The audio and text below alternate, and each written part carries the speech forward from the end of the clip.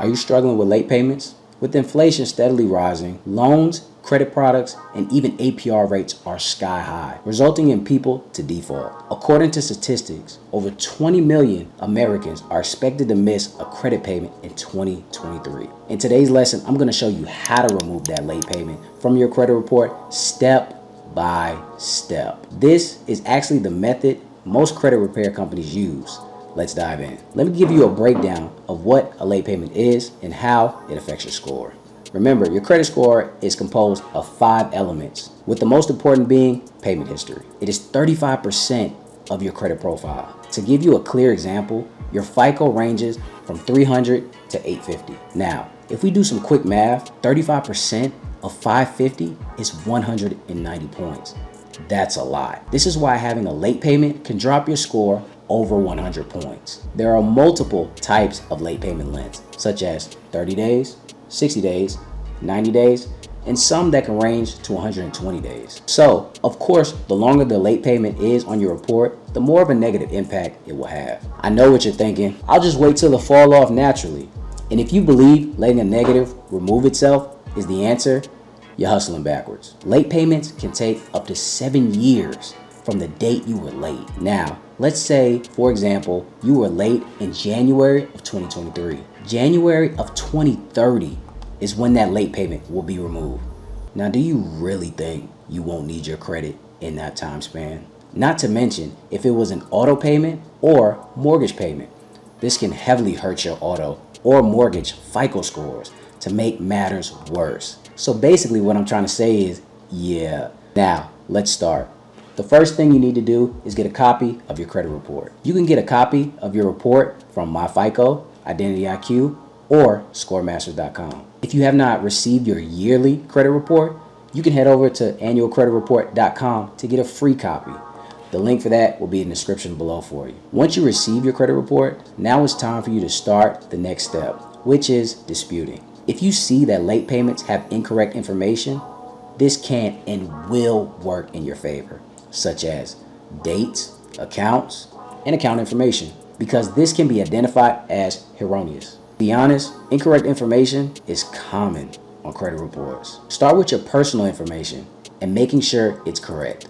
If you have multiple last names, divorce, or new address, make sure the information is correct. I have seen some people I've assisted with get negatives removed just by this tactic alone. Now hold on, that doesn't mean that is a foolproof strategy to get the late payment removed, but this can be of some use. If you notice that the credit bureaus all have different information on your report, then that means one of them is correct and the other 2 are not. So here's an example of an account. Look at this. You can see there are some discrepancies. First, look at the account status. TransUnion is calling this account closed, and Experian is calling it derogatory. Equifax is calling it paid. So it shows incorrect information throughout. Next, look at the number of months.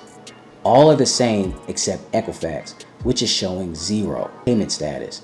Experian has it as 180 days late, as to others 120. Finally, the date of the last payment is different. So this shows multiple red flags on this report. With these inaccuracies, you would have a great chance of getting this account removed. So check your reports in detail to catch those errors. Now, let's talk about the disputing process. Now, there are multiple ways of disputing, such as online, mail, apps, and more.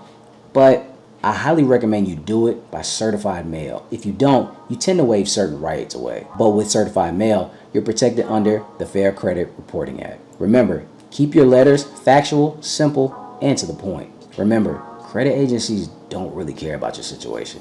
They only care if the information is accurate. I will also link a sample letter in the description to help you get started. I'm doing everything I can to help you guys. Now, hang on. Before you send that letter off, I need you to first place a security freeze on the secondary bureaus, such as SageStream, LexisNexis, and Innovis.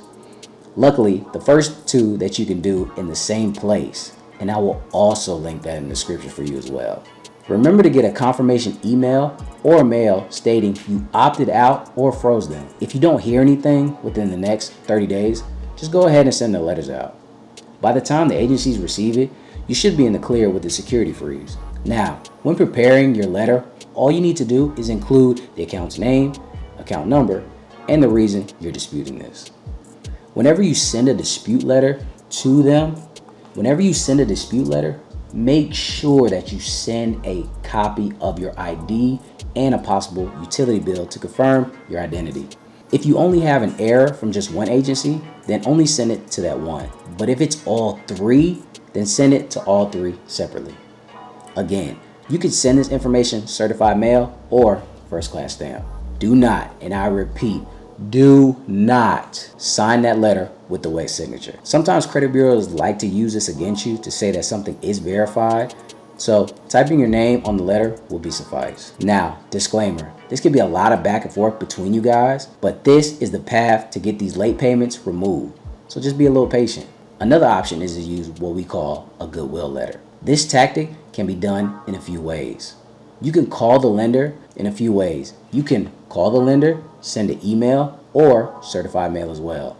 For example, let's say you have a late payment with Capital One. You can get a customer service rep on the line and tell them your situation. This is the only time it's okay to explain why you were late, and if there's a possibility you can get the late payment removed or come to an agreement. I only recommend doing this if you've had 6 months or longer of on-time payments. This way it shows you have a record of being on time, and that can work in your favor. Also, explain to them how the late payment is holding you back from financial success, such as buying a home, new car, or whatever you need. A lot of institutions are more lenient to removing late payments due to the past things that have happened over the past couple of years, and even if it was connected to Corona. Before you send this letter out, this is going to be a little different from the other letters I've stated. You don't have to send a copy of your ID, but send it with the account number attached to your account, so the lenders know exactly who they're speaking with. Also, if you need any addresses to these places, a quick Google search will work. For example, Bank of America mailing address. Lastly, let's talk about disputing closed accounts. Now, using a goodwill letter will not work on this account, as to it is not with the institution anymore.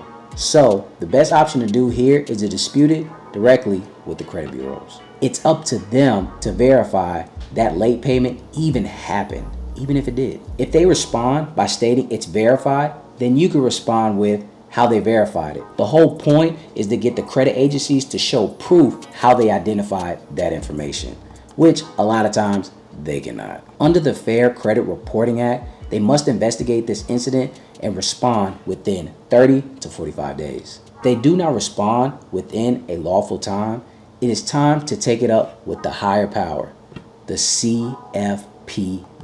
This is the government agency that keeps these institutions in check. You will file a complaint with the CFPB about the credit bureaus not staying in compliance and never responding, and asking them to remove this account immediately. Even by going through this whole motion of the CFPB, just go step by step by step and everything will work out. Asking them to remove this account immediately. The CFPB website is very straightforward and very simple. Just follow it step by step and you'll have no issues. Late payments at times can be difficult to remove, but I promise you it's not impossible. Just stay consistent with these steps and I promise you, you will succeed. I appreciate you guys staying with me till the end. If you found this information helpful, share it with someone. And if you have any questions, let me know in the comments. We are a growing community on the path to great credit and achieving our goals. And until next time, ladies and gents.